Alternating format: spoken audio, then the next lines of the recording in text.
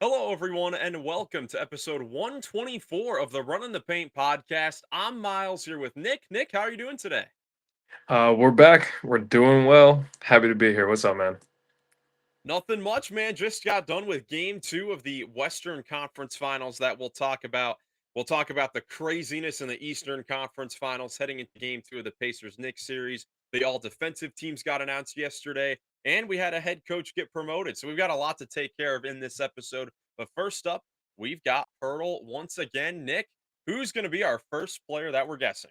Let's get a quick one, man. Let's do this thing. I got Jonathan Isaac. Jonathan Isaac. Let's see, man. Let's see what we got with Jonathan Isaac. Ooh, we got the division right away. All right, and he's gonna be a guard who's a shorter player, younger than 27, and has a jersey number that's higher than one. But we do have the Eastern Conference and the Southeast Division. Yep, another player down south there. So this is either going to be Miami, Atlanta, Charlotte, or Washington. A young guard. I feel like there are definitely a lot of options Oh, of there's a lot players of this could options. be. Well, we can rule out Orlando, which is good because that takes away some of those options. I'm thinking a Charlotte, or maybe even like an all defensive guy that we're gonna talk about later, Dyson Daniels in Atlanta. Dyson Daniels, I like it. I like it. Let's try Dyson Daniels. One of the more improved players in the league. Oh, what a shot! Oh my goodness. You love to see it. What a snipe there from Coach Cove. That was incredible. I mean, you're the one who went with it. I said who did I say first? I said somebody else. Dude, Dyson Daniels and 2. That was good. We wanted to get done with it quickly, and boy, we did. That might be record time for That was Pertl. good. So let us know how long it took you guys to get Dyson Daniels, us getting it in 2. Great start to the episode here. Now let's get into game 2 of the Western Conference Finals that wrapped up. More of the same as game 1 as OKC takes a 2-0 lead after defeating the Timberwolves 118 to 103 on a night where Thunder superstar Shea Gilgeous-Alexander won the MVP award on, let's see, Wednesday, and received the award prior to tip off of the game in front of those crazy fans in OKC. And then he proceeded to have an unbelievable game, 38 points, leading the way once again for this Thunder team. Yeah, he was incredible. I mean, he had 30 points after three quarters in this one, and well, the Thunder really just took care of business again right after halftime in the third quarter. They came out and showed a zone look, and then, like I was saying, Minnesota looked like they made some of the best basketball players in the world look like they forgot how to play basketball for a stretch of the game there, and yeah, Thunder were just absolutely incredible. Between Shea being unstoppable, getting to the rim, having 30 and three, and then Case and Wallace hitting big shots. Lou Dort, it just like they couldn't miss. Yeah, when they needed those big plays, they ended up making them, and usually it was Shea with his mid-range buckets and getting to the free throw line. I thought J-Dub had an incredible game again, 26 points, 10 boards, 5 assists. I thought that the way he played this game was like a perfect number 2 option. He didn't do too much.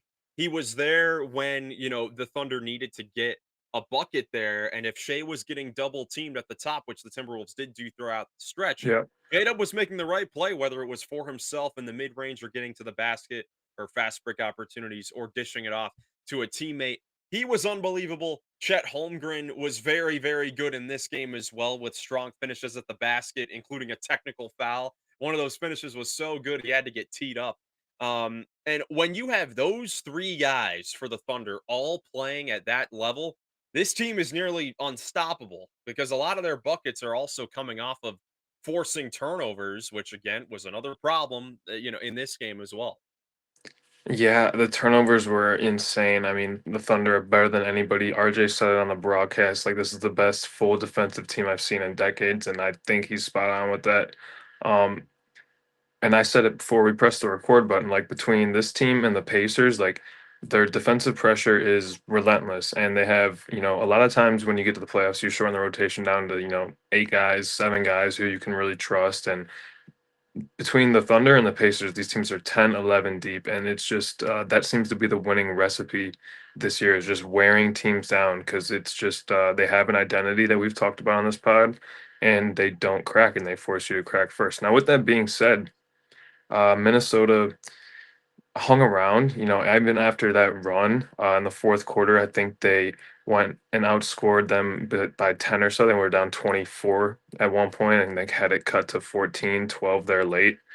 But again, the Thunder wear you down, and it's just too much to overcome for Minnesota.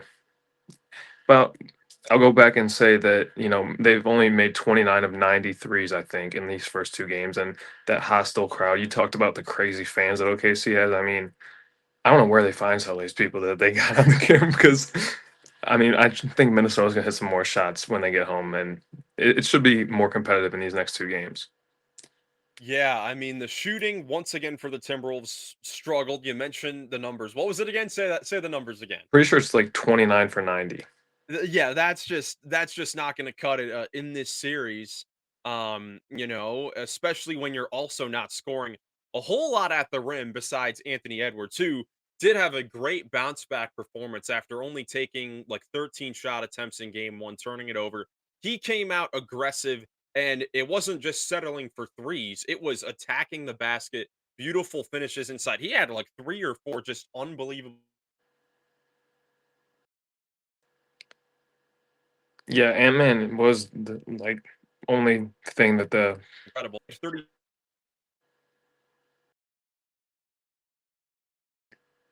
just a little bit of technical difficulties, but we should be back in action here, Miles. You were saying the Ant was attacking the basket much better in game two than game one.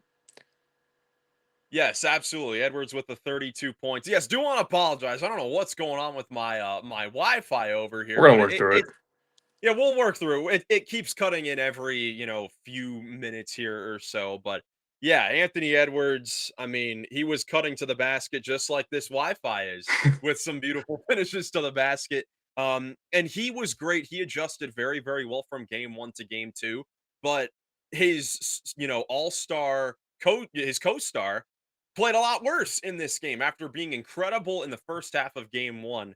Didn't play well in the second half of game 1 and only had 6 points in game 2. So bad that he didn't even play a second in the fourth quarter. Yeah, tough to see a performance like that from Julius because they need him.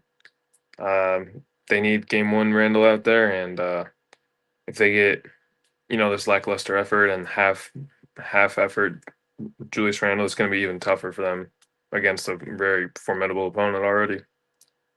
Yeah, and for Minnesota, I think Randall was just one of the many cases on this Timberwolves team that was just getting frustrated with Oklahoma City and their defense and Shea Gilgeous-Alexander offensively. I mean, we saw the Jaden McDaniels just blatantly shoving SGA, when he was trying to go to the basket. And that's something that this Thunder team does. I mean, they just wear you down physically and mentally. Like, you just get tired of playing this team. And McDaniels already with what 11 fouls in this series. He fouled out in game 1, 5 fouls in game 2. We saw Anthony Edwards straight up just throwing the ball at Shea when he was on the ground in game 1. I mean, this Timberwolves team is already getting frustrated with OKC, and again, that's just what the Thunder have done all year because of how they can wear you down defensively, force turnovers, and get to the line and just get inside relentlessly. Yeah, and I don't even think it's been that quick of a whistle, but the fouls are, adding up, and there've been a lot of whistles because it is just, a very physical series. The frustration is understandable considering the fact that like you're getting blown by almost every possession because he's the MVP. And not only that, if you think he's like, getting an unfair advantage by hooking you with his off arm as he drives past you, then, if he's doing that 15 to 20 times a night, yeah, it's frustrating. Yeah, I mean, it's not something I like to talk about a whole lot is the whole foul baiting conversation because I personally I think that it's a very smart way of playing basketball. I mean, if you are a great free throw shooter and you have the ability to get to the line, do it a lot. Like, why wouldn't you? That's just a smart way of playing the game. But obviously it does get frustrating. I don't know, fans definitely get frustrated. But Shea has just been playing fantastic, free throws or not. And again, it's another one of those situations where Timberwolves fans can complain all they want. I mean, they shot more free throws. In Oh, this game, there were more fouls on OKC called than Minnesota in this game. yeah, the one thing that came up in this game that's a little bit different than just like foul baiting is like when Jaden shoved Shea, like the referee broadcast.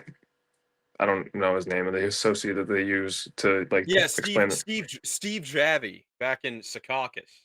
Yeah, he came on and talked about Shea using his non-dribbling hand to hook the arm of the reaching in defender, and what he said was like the defender usually reaches in first, and then the offensive player kind of uses that momentum against them, or uses his off arm to shield that and push off, and so it's just kind of a gray area, but nonetheless very frustrating as a defender.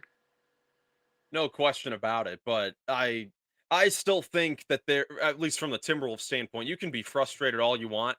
There's a whole lot that needs to be cleaned up besides the officiating for their side. I mean, there's once again the bench doesn't really have that great of an impact on the game. Besides Nikhil Alexander Walker, who had a very good game, especially in that fourth quarter, trying to lead really the Timberwolves' late run there in the fourth quarter. He had 17 points off the bench, getting steals, trying to defend his cousin Shea as best as he could, knocking down threes. But just there's a whole lot of players on this Wolves team that just have to play better. And the normal impact guys off their bench, DiVincenzo and Reed, have really been like non-factors through 2 games in this series.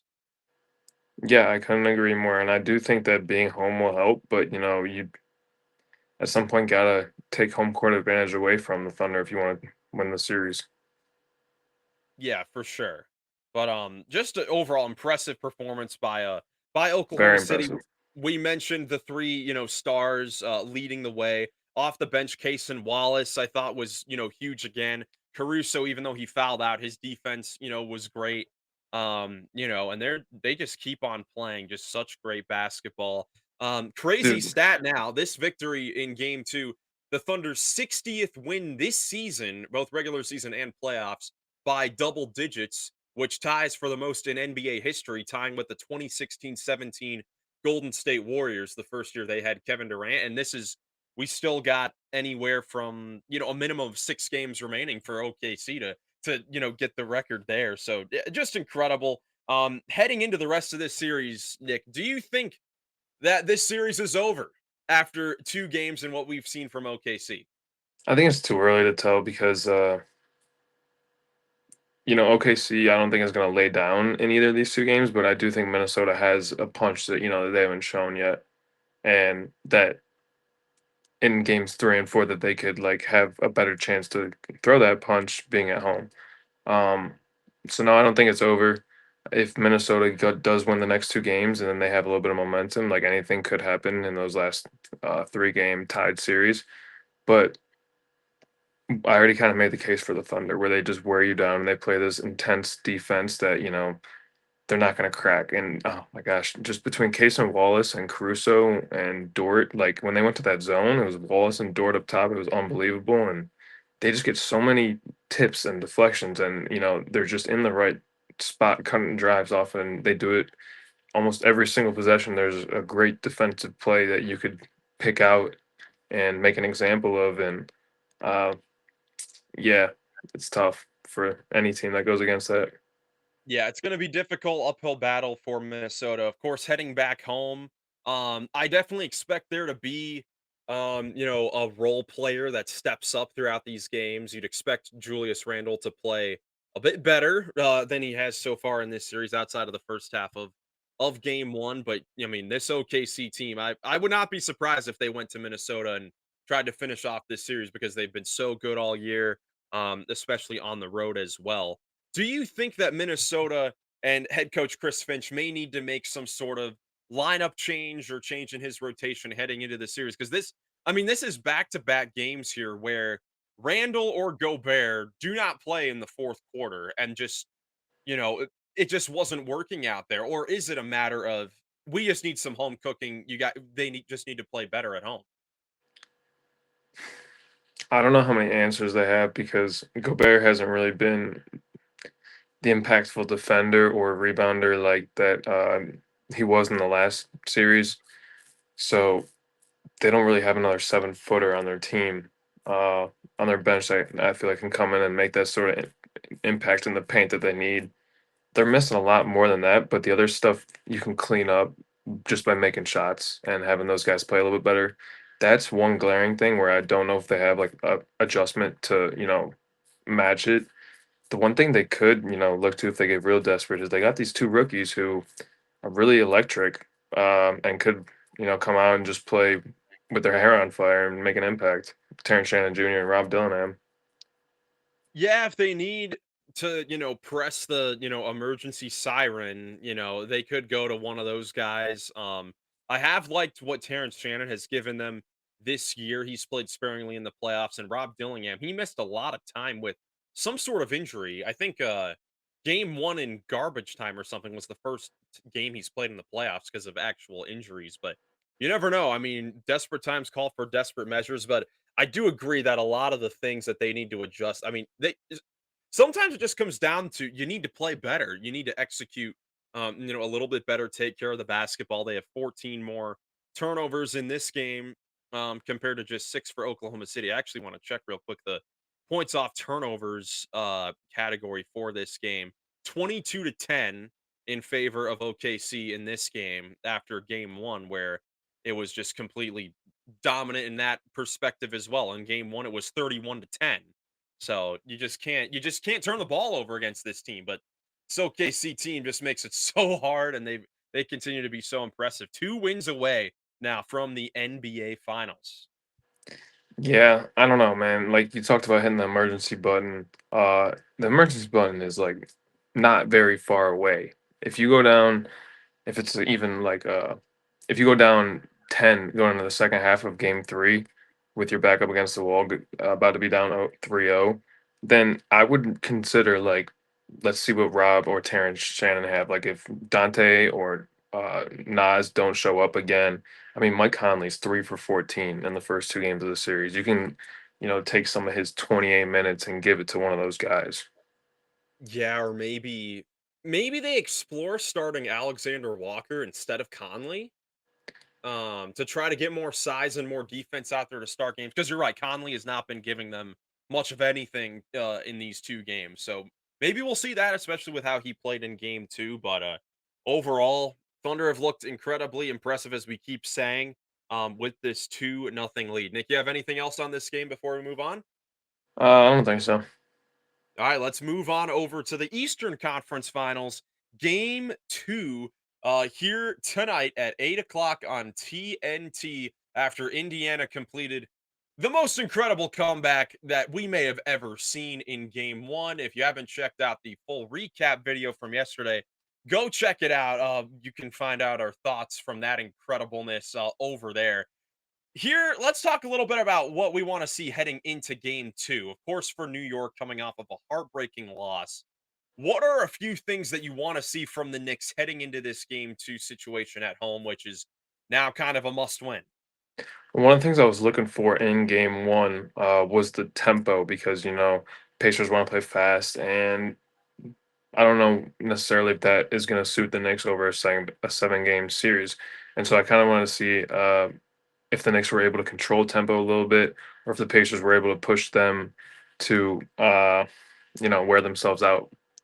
So that's one thing I'm going to be looking for is how does New York come out um, in the first quarter if they're going to slow it down and like really take tempo. And then what do they do to Indy to kind of like slow them down? Like sometimes they get a make and Indiana's down on the other end of the court getting a wide open layup before because Cat isn't back or because OG just hit a corner three and he's got 90 feet to run to protect the rim and we're just not getting back. So New York has to do a better job, I think, to just, slow things down on both ends.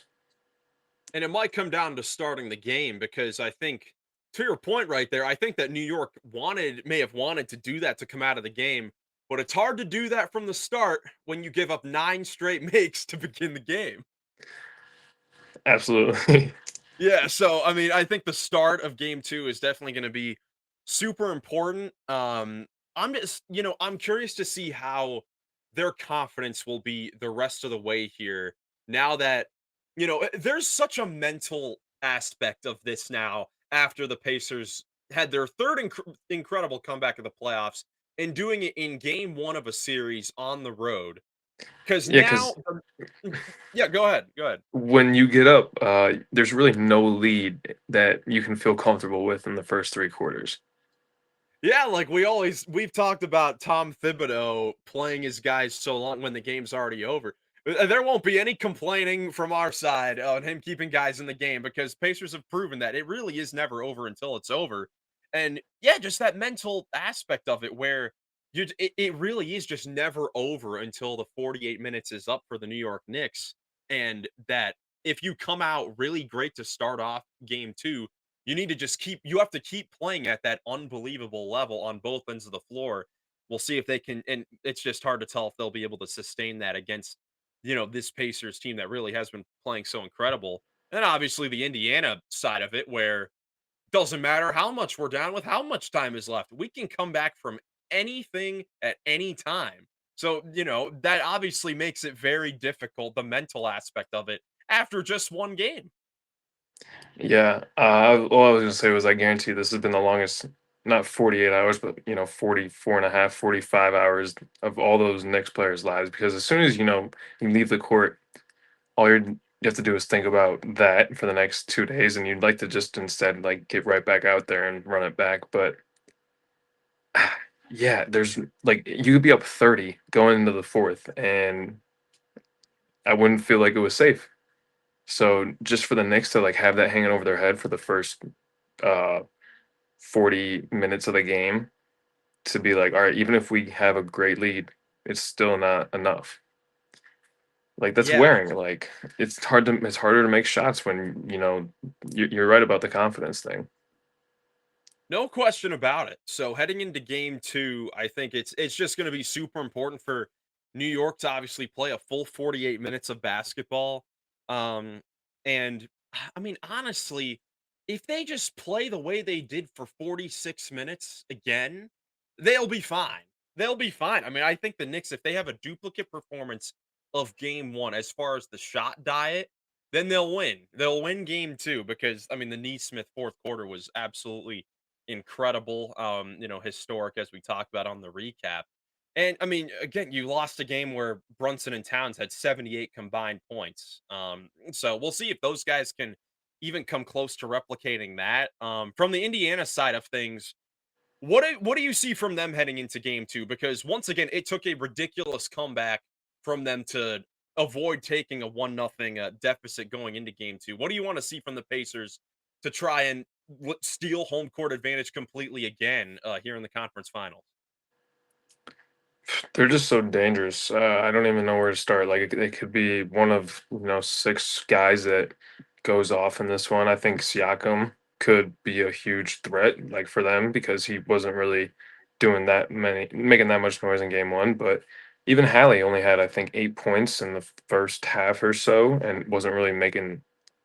I don't know. He just went off in the third quarter or at some point and had like a 10 straight points for them. So they got a couple guys who could do that at any time. So you're where do I start? I don't know what I'm really looking for. I think they're all right.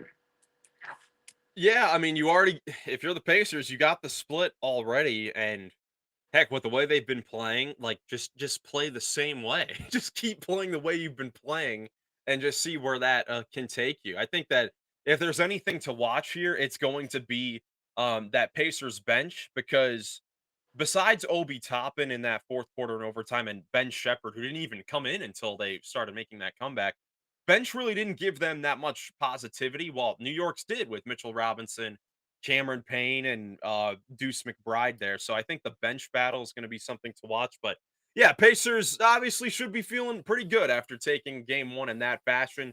Again, that game 2 will be tonight, 8 o'clock on TNT. Knicks trying to even up the series at 1 game apiece. Nick, you have anything else on the game before we move on?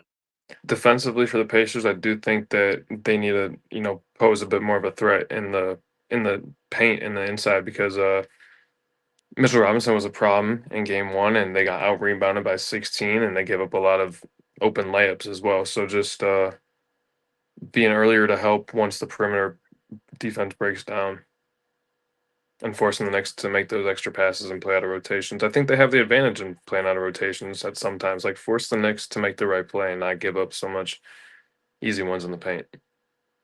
Yeah, and to go along with that, just trying to contain them on the offensive glass Yeah. because that was something that we saw a lot, and that was a big reason why New York had the 16-point lead midway through the fourth quarter. So if the Pacers are going to have to watch out on the offensive boards, but man, that series is just that was incredible. Hopefully, we can get some more incredible theater moving into game two, but. Moving on here, we have some kind of awards to talk about. We have the all defensive teams getting announced earlier yesterday. Let's go through them. On the all defensive first team, Dyson Daniels, Lou Dort, Draymond Green, Amen Thompson, and the defensive player of the year, Evan Mobley. And then on the all defensive second team, Tamani Kamara, Rudy Gobert, Jaren Jackson Jr., J Dub, and Ivica Zubats. Nick, what are your thoughts on these all defensive teams? Huge shout out to my Kamara, the Dayton product. And I think he went to Dayton. I hope I didn't get that wrong. I'll It I'll might be, fact I'll fact check it. I'll yeah. fact check it. Yes, he did. He did. Yeah, second round pick. Second year, huge accolade for, a second round pick in the second year for for the Blazers. Um and then the other thing was Draymond on the first team. I thought Zoo was a more integral part of like what the Clippers did this year as the front man in their defense, and um I thought he should have been on the first team over Dre. But other than that, I really like the guys that they chose for this year. Yeah, I probably agree with those. I mean, Tamani Kamara, yeah, it's a huge, accomplishment. Not even just for a second round pick. He was like the 52nd or 53rd pick. Like he was a bottom 10, draft pick, making the all defensive second team as now the really the main piece from the Damian Lillard trade, back 2 years ago, which is definitely incredible. Draymond on the first team. Yeah, I definitely could see where that I wasn't a big fan of him being in the conversation for defensive player of the year because it's not defensive player of the year or it's not defensive player of, March or April. It's defensive player of the year. And they gave it to Evan Mobley who I thought was the right winner there, but Zubats I definitely think he should have made the all defensive first team, but Dyson Daniels, Lou Dort, Amen Thompson, all fantastic defensive players Yeah. this season along with Mobley, and then the second team as well with Zubats. Jaren Jackson, who man, he fell pretty quickly because there was a while there where he and Mobley were kind of the top two, ends up getting the seventh most votes. He was basically seventh place on the all defensive teams. Yeah. Caruso not on there once again. Yeah, no Caruso. We did get J Dub, so we had two Thunder players. They were the only team to get multiple, and then Kamar, and then Rudy Gobert just barely sneaking in there, and then the players on the on the borderline barely missing it were OG Anunoby. He was really the only one that was close, and then you've got Bam, Derek White, Giannis, Shea, Jaden McDaniels. Who's the most wild player to get a vote? Jalen Duren, Josh Hart got one vote. 1 point. But, Do you have any anybody you think we might see for the first time on there next year, or anybody you think might get a dark horse for defensive player of the year? I like that question. I mean, easy answer is obviously Wemby if he's healthy, but, Yeah. as far as like as kind of a dark horse, I think that we might get a Toronto Raptor player who I'm not sure, but I'm gonna be really high on the Raptors heading into next year. I think they are gonna be a dark horse team because they've got a really good, top 6 or 7. Um, is young defensive player, I'll go, Zachary Risachet on the Hawks. I think that I'll go with him because I think that he'll improve on that end of the floor as well. You have anyone that you think could make the jump here next year? Well, the reason I asked you that question was because I think Jalen Suggs might have had a good shot at it if he was healthy this year. Yep, right. So maybe him. I like the Ricochet answer, so maybe the number two pick in last year's draft, Alex Sarr. Yeah, if the Wizards can, improve their, yeah, Wizards have a decent defensive core there. If those guys can improve, there are definitely, some solid young defenders that have potential to make, these teams. moving forward as well. I'm trying to think if there are any With the other. Raptors, at the number 9 pick, they could draft an all rookie defensive team product in well, Colin Murray Boyles is kind of around that range, and he's a very defensive minded prospect. Is that it? Do you have him going to maybe the Raptors? I have him a little bit lower, I think, number 12 to Chicago or number Okay. 11, but I've seen him mocked, top 10.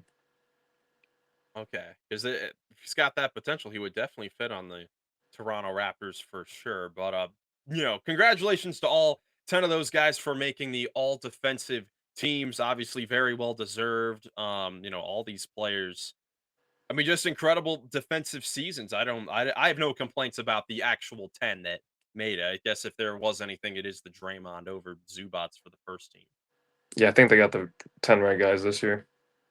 For sure. But moving on here, I guess the last bit of news we got here was the Denver Nuggets promoting David Adelman to be their full-time head coach after having to step into a very difficult situation there a week before the playoffs, only coaching 3 games in the regular season, then taking Denver, coaching Denver to 1 win away from the Western Conference Finals. So, Nick, what are your thoughts on the Nuggets giving David Adelman a chance here as their full-time head coach? Well, it's a cutthroat business, and congrats to him for the opportunity. It's an opportunity that could be, flamed out within a year. So I think it'll be interesting to see how it goes. I thought he handled everything that happened this year really well and was a great leader for the playoff run that they had. Even though it came up a little bit short, they handled a lot of adversity and battled, and that was it spoke to his leadership. So that's why he got the opportunity, and if he stays with that sort of mindset, then he should have a good, successful career.